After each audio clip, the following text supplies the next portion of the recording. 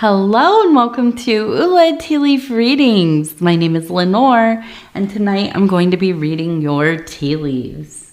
This is the horoscope for Scorpio. If Scorpio is your solar, lunar, ascendant / rising sign, then this is a message for you.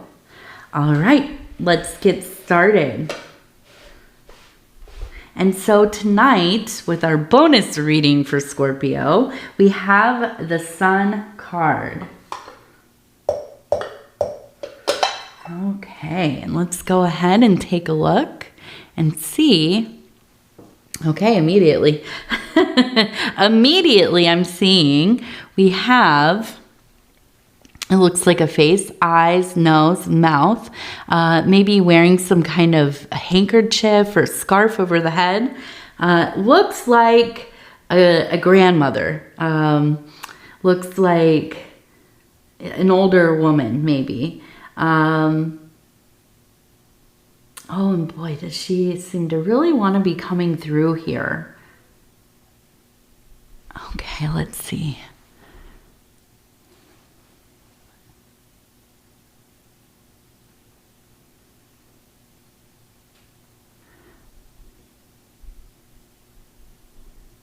Okay, so now we have the same, right? Look, here's the face, eyes, nose, handkerchief or scarf right here, and the body here wearing a skirt, kind of in a, maybe, bent forward. We have a 2.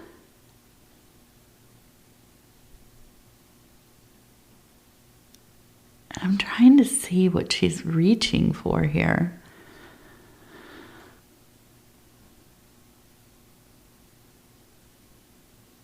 I almost feel like I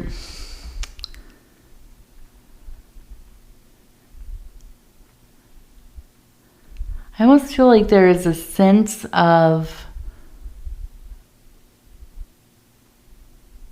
okay, so then we have a bison.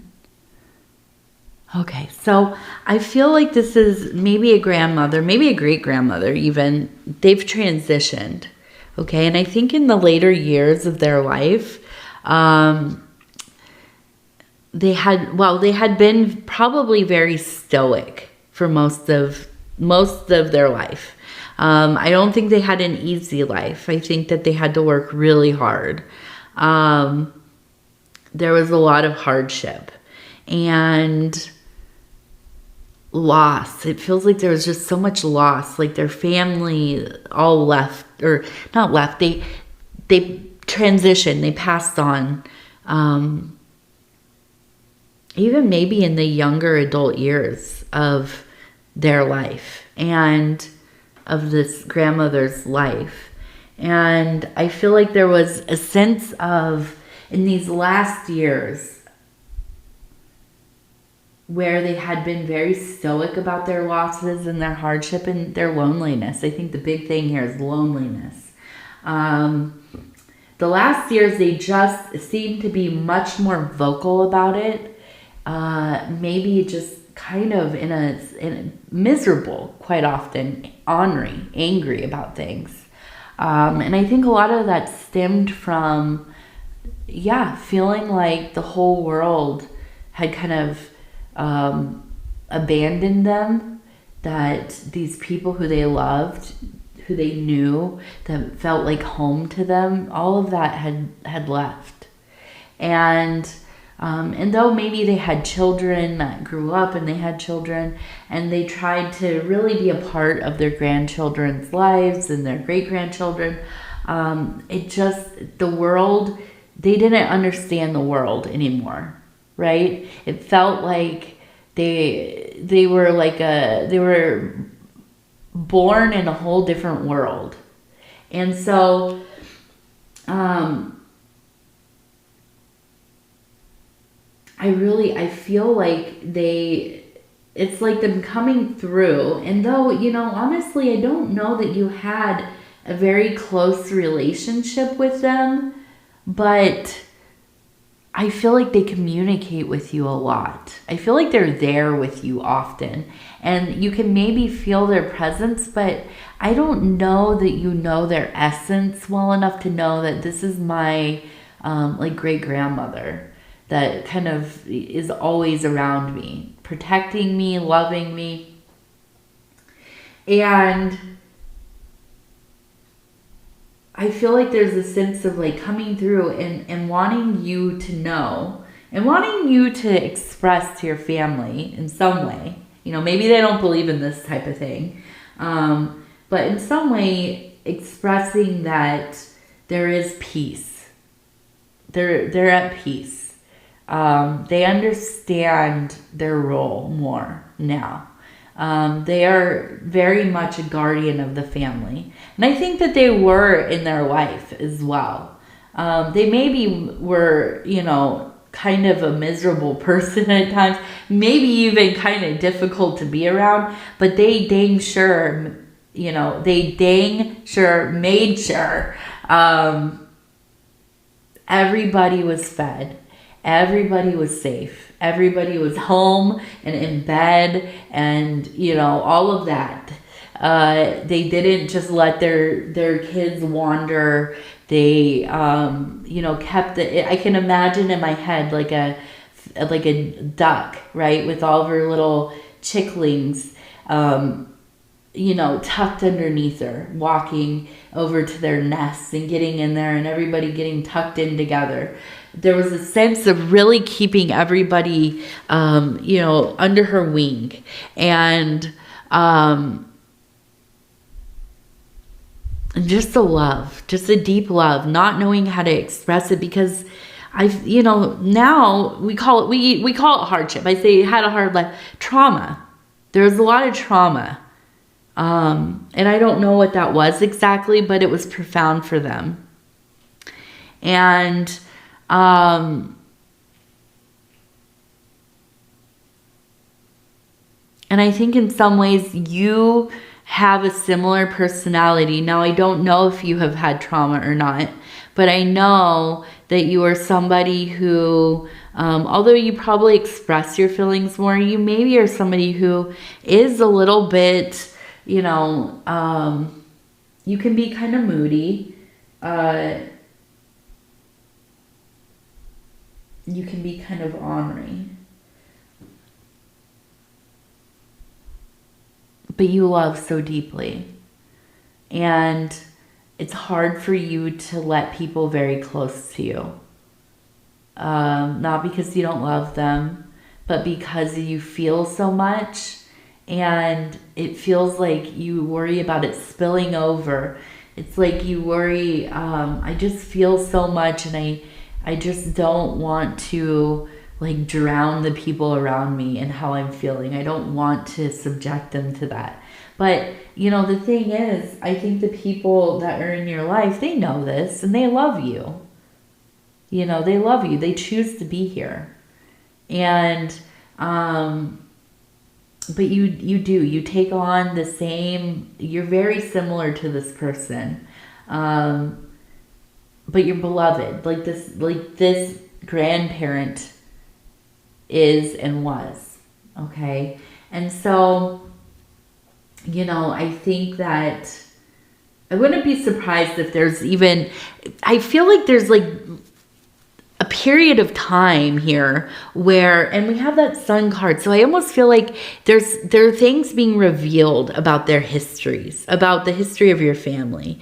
And maybe this is that you're getting into some kind of genealogy. Maybe you're, you know, talking to family members, trying to create some kind of lasting documentation of the stories and how we all came to be and where we kind of landed and set our roots down, or, you know, whatever it is. And I think that you're finding out, you know, it was not an easy life, and this kind of makes more sense. I also feel like you're very drawn to this family member.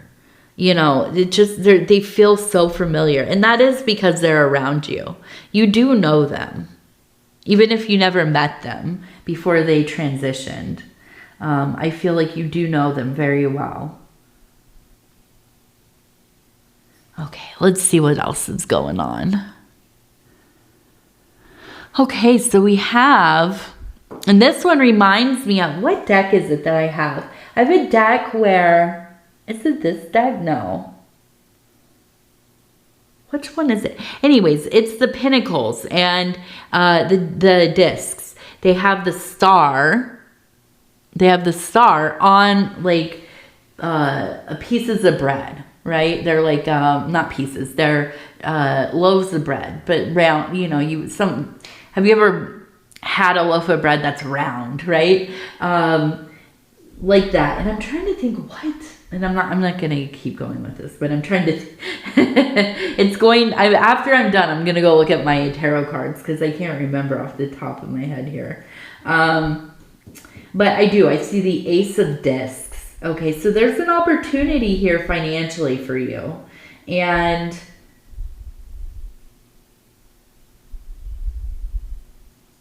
let's see, what does that say? It looks like it's T-O-P, like top. Could be pot. Or some other arrangement. Right here.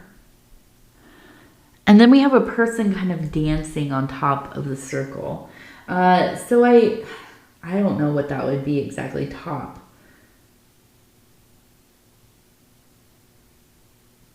But whatever it is, maybe it is kind of like getting to the top of the company or a raise or whatever it is, maybe the department, and making some more money. That's what it feels like to me, making more money.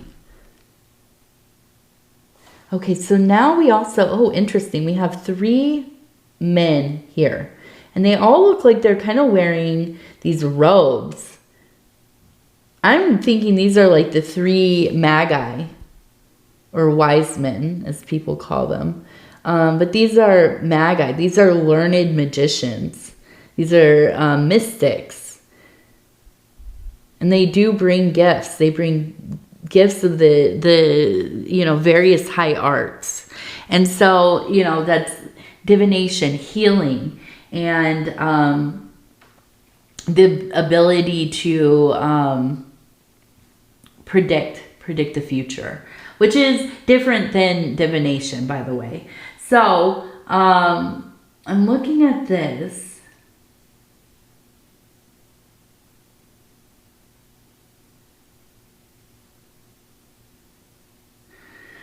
Yeah, so I feel like in your life there's always there's a certain time in your initiation where you do start to deal with elementals or intelligences, or whatever the system is, and however you kind of define these archetypes or characters that kind of come up in your learning and your ceremonies and so on. There's this kind of trifecta, right? This the triplets, or thrice, the thrice,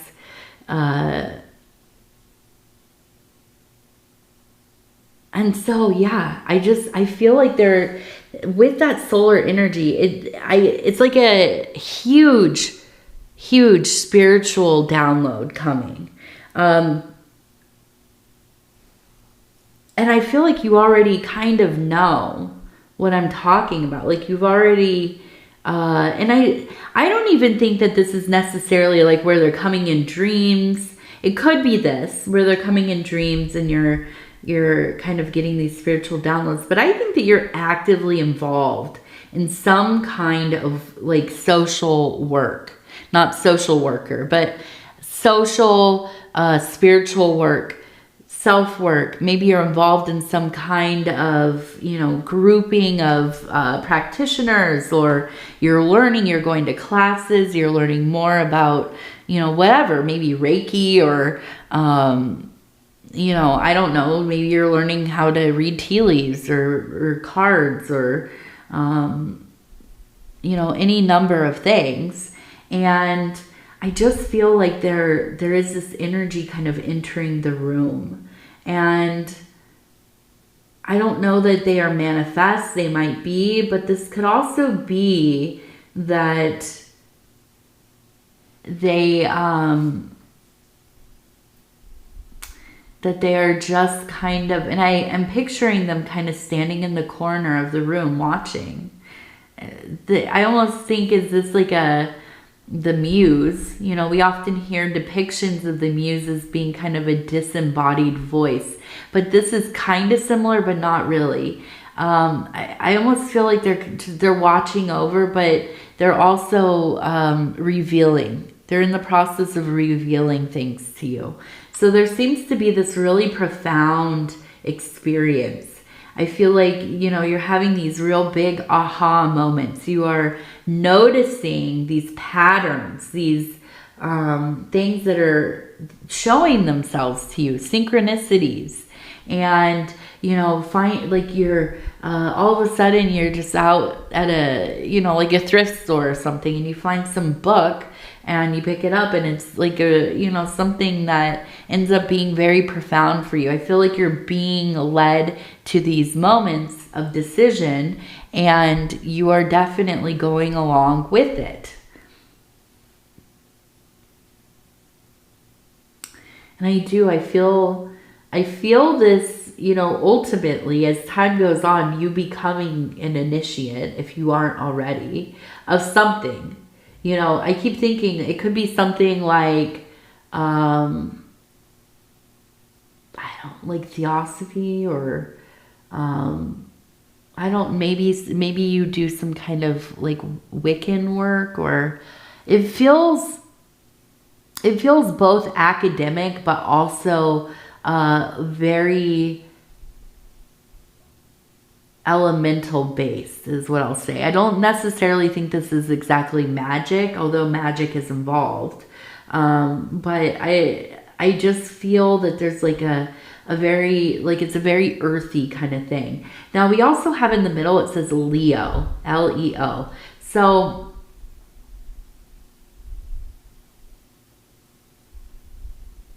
and that's that sun energy.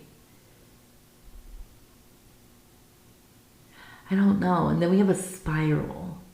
We have that person dancing up there. I almost wonder if this, you know, if there's a Leo person, I kind of feel like you have maybe a romantic entanglement, like a long-term one with a Leo person. Which, by the way, it seems like I'm just laughing, but my goodness, what a fiery combination, Leo and Scorpio. We also have a bird here flying. So there's the messaging coming through. And threes, it's all threes. I keep hearing 3 here. 3 distinct things to get to the main thing. And it feels like it's like this repeated lesson in different, but it looks different each time. But it brings you to the same conclusion.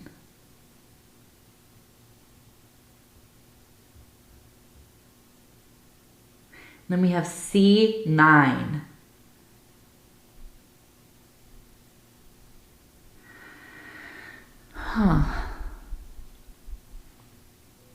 I feel like there is a sense of going into a place that feels kind of distorted, surreal. Maybe this is dreams. I don't know. But it feels like, I feel like it's like quicksand. It's just pulling you in, you know, but it's not a bad thing. It's just, I feel like you're very distracted in some ways from your material life, your waking life. It's almost like this fixation on the work, but also that it seems to be all around you. It always is, but we're not always very focused on it or, you know, aware of it. You know, we're distracted by other things. And here I feel like you're just it's so potent, and you're just so much into this work. And so you know, the big thing here is to balance. It's finding balance. And sometimes you have to push back. Even when, you know, it's spirit delivering you message after message after message. Unless you're living a life of, you know, somebody who is, you know, sequestered away from the world.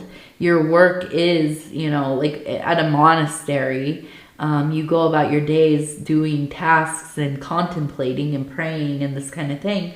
Not a lot of us live that way. So for us to be really called to our faith and to these moments, these revelatory moments, it can be very consuming. And,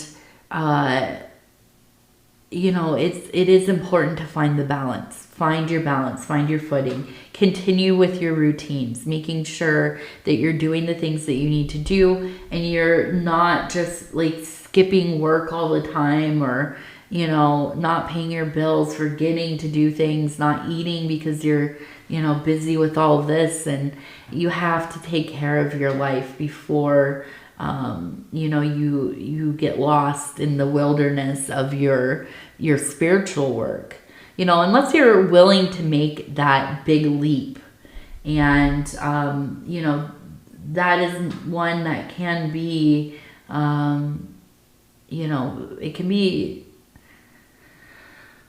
a fine line between getting into a delusion and doing the spiritual work. So you have to be careful with it. And that's why I really emphasize keeping the base of your life going, keeping your foundation straight, right? Because it's easier, I think, to check in with yourself. You don't get so kind of, you know, up there in that airy energy, in living in your mind. And so, you know, this is a beautiful time, and I feel like there's a lot of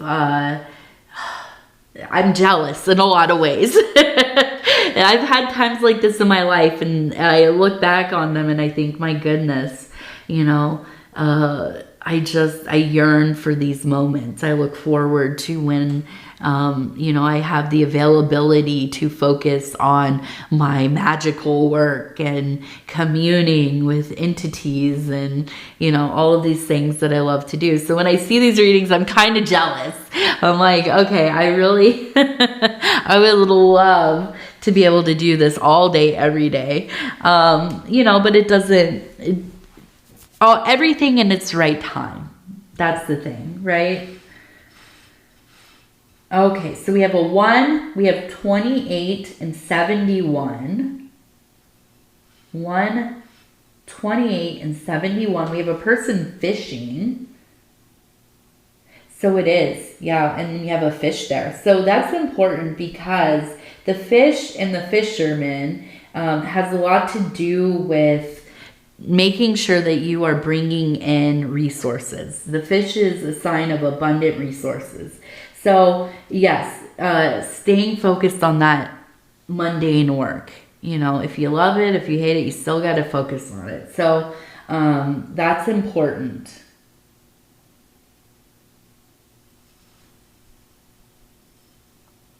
Also, the letters KC. Casey. Maybe a name. We have a big question mark. And a hand it looks like a hand holding a coin right here. So I also feel like you are in a place where you're going to be lending a helping hand to somebody in your life. I almost feel like this is a family member. Okay. And I think you do it freely. It's not something that you're, you know, put out about. You are, you know, a very giving and thoughtful person, and that makes sense to me, definitely. So let's see. Let's go over to these cards. We have this new deck. It's called the Wild Offering Oracle, a 52 card deck on giving it all to God. I really like this deck a lot.